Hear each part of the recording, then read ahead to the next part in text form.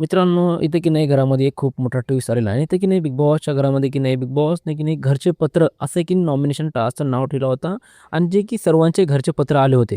तर इथं अनुश्रीचं जे पत्र नाही ते संस्कृतीपाशी आलता आणि संस्कृती की नाही इथं खूप मन मोठं केले आणि की अनुश्रीला पत्र दिलं नाही.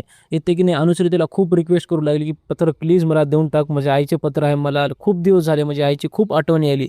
इथं की नाही अनुश्रीनं खूप रिक्वेस्ट केले. मात्र की नाही इथं की नाही संस्कृतीनं भाई बिलकुल म्हणजे नका ते हृदयाची नाही.